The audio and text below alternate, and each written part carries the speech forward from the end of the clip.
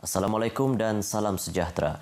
Berita Pagi Sarawak edisi Khamis 4 Jun bersama saya Fazril Hisham Afandi, bersiaran terus dari Studio HD Kuching. Seperti biasa kita mulakan berita pagi ini dengan perkembangan COVID-19 di Sarawak. Sebelum memasuki Sarawak, semua warga negara yang mempunyai sejarah perjalanan dari luar negara yang telah dikuarantin di Semenanjung perlu mengemukakan surat pelepasan daripada Kementerian Kesihatan Malaysia dan keputusan negatif saringan COVID-19. Demikian menurut Timbalan Ketua Menteri yang juga pengerusi Jawatankuasa Pengurusan Bencana Negeri JPBN, Datuk Amar Douglas Ugah Embas semasa sidang media di Kuching semalam. Manakala warga negara yang mempunyai sejarah perjalanan dari luar negara yang belum dikuarantin di Semenanjung atau transit dari KLIA terus ke Sarawak, mereka akan menjalani kuarantin wajib selama 14 hari di hotel. Bagi rakyat Sarawak, kos penginapan mereka akan ditanggung sepenuhnya oleh Kerajaan Negeri Sarawak berkuat kuasa 1 Jun. Datuk Amar Douglas Ugah berkata kerajaan negeri juga memutuskan berkuat kuasa 9 Jun semua warga negara yang akan masuk ke Sarawak sama ada melalui udara, darat dan laut termasuk penjawat awam yang berada di Semenanjung, Sabah dan Labuan wajib melakukan ujian COVID-19 di tempat atau negeri masing-masing 3 hari sebelum mereka masuk ke Sarawak. Sementara itu, Taska akan dibenarkan beroperasi pada 9 Jun ini dengan menguatkuasakan prosedur operasi standard SOP yang ketat. JPBN juga sedang memperhalusi untuk pembukaan taman-taman rekreasi, kedai gunting rambut, pusat kecergasan dan kedai gambar. Keputusan berhubung perkara itu akan diumumkan dalam masa terdekat. Beliau juga dalam pada itu memberitahu tiada kes baharu positif COVID-19 dicatatkan semalam, iaitu bagi tempoh 7 hari berturut-turut. Jumlah keseluruhan kes positif COVID-19 kekal 552 kes. Mengulas lanjut, 1 kes baharu sembuh dilaporkan semalam iaitu di Hospital Umum Sarawak. Jumlah keseluruhan kes sembuh dan discharge adalah seramai 520 orang atau 94.20%. Semalam, sebanyak 4 tangkapan dibuat kerana melanggar Perintah Kawalan Pergerakan Bersyarat dan 8 jumlah kompaun telah dikeluarkan kerana cuba untuk merentas daerah. Dalam pada itu, JPBN memutuskan perkhidmatan bas ekspres di Sarawak akan beroperasi semula dalam masa terdekat. Menteri Pengangkutan Datuk Lee Kim Shin memberitahu pengoperasian semula perkhidmatan bas ekspres antara daerah atau antarbahagian tidak termasuk perkhidmatan bas yang melibatkan rentas sempadan antarabangsa. Datuk Lee Kim Shin memberi contoh seperti perkhidmatan bas Sarawak ke Kalimantan Barat atau Sarawak ke Brunei atau Sarawak ke Sabah masih tidak dilaksanakan dalam tempoh Perintah Kawalan Pergerakan Bersyarat PKPB ini. Beliau menerusi kenyataan media memberitahu pengusaha bas ekspres yang bergerak dan beroperasi di semua daerah di Sarawak tidak perlu mendapatkan izin daripada polis, tetapi penumpang yang ingin melakukan perjalanan merentasi daerah perlu memohon permit daripada pihak polis. Demi keselamatan rakyat, isu pemandu mabuk yang mengakibatkan kemalangan dan kematian perlu dipandang serius. Justru langkah meminda undang-undang kes kemalangan membabitkan pemandu mabuk adalah tepat sebagai peringatan tegas dan pengajaran terhadap pemandu yang tidak bertanggungjawab itu.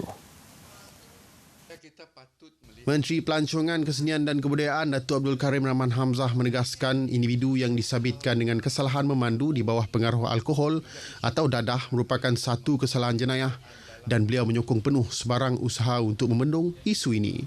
Carangan itu juga selaras usaha meminda undang-undang yang tidak lagi relevan dengan situasi semasa. Beliau turut kesal terdapat pihak yang sengaja mengaitkan isu perkauman dan adat dalam carangan kerajaan memperkasakan undang-undang berkaitan hal tersebut. Dipusingnya isu ini mengatakan bahawa kerajaan pusat ataupun menteri yang memberi teguran supaya dihadkan ataupun di-regularize berkenaan dengan jualan arak. Bagi saya patut sekiranya ia akan dapat mengatur. Dalam pada itu, Menteri Bunda di Pejabat Ketua Menteri, Datuk Sharifah Hasidah Syed Aman Ghazali juga bersetuju dengan carangan membuat pindaan undang-undang berkaitan jalan raya sedia ada. Usaha itu merupakan satu tindakan tegas bukti kerajaan tidak memandang enteng isu ini secara undang-undang terhadap individu yang disabitkan dengan kesalahan tersebut. Sebab ini merupakan kesalahan jenayah Sebab apabila seseorang itu dalam keadaan mabuk atau di dalam kawalan alkohol, maka mereka hilang pertimbangan waras.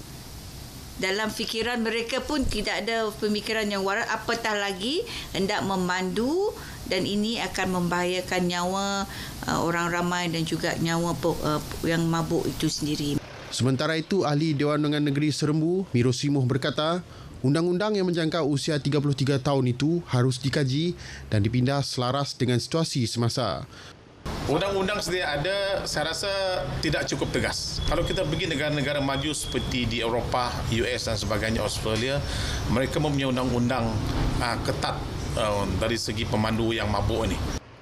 Sabtu lepas, Perdana Menteri Tan Sri Muhyiddin Yassin dilaporkan telah mengarahkan Kementerian Pengangkutan untuk merangka pindaan ke atas Akta Pengangkutan Jalan 1987, Akta 333, berikutan bilangan kes kemalangan jalan raya membabitkan pemandu mabuk yang dilihat semakin membimbangkan kebelakangan ini.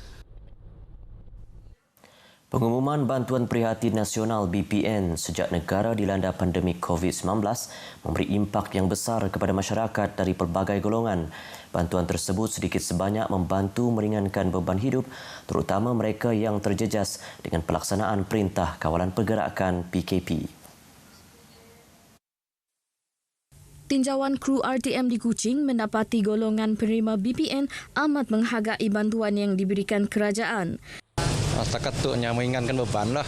Walaupun kami ada kerja, kami kerja sekuiti, ada juga gaji sikit, ya pun mengurangkan beban juga. Sementara itu, golongan peniaga juga bersyukur dengan bantuan tersebut kerana ia juga dapat digunakan untuk dijadikan modal perniagaan. Dengan bantuan yang semak Datuk, senang bagi kami nak buka perniagaan kami balik lah. Depend kami buka modal lagi lah. Itu pun dah beberapa bulan tu belum dapat berjual, belum dapat berniaga lagi lah. Kerajaan melalui Kementerian Kewangan telah mengumumkan peruntukan tambahan sebanyak 1.5 bilion ringgit bagi bayaran BPN menjadikan angka keseluruhannya 11.5 bilion ringgit membabitkan kira-kira 10.77 juta penerima. Sehingga 31 Mei bagi fasa pertama, seramai 7.93 juta penerima sudah menerima bayaran berjumlah 5.56 bilion ringgit. Bagi fasa kedua pula, seramai 7.90 juta penerima sudah menerima bayaran berjumlah 3.55 bilion ringgit. Di Miri, sebuah kejadian tanah runtuh akibat hakisan dan rekahan tanah berlaku di Rumah Panjang Sara Anak Anggul di Jalan Beluru Lapuk, Tinjar.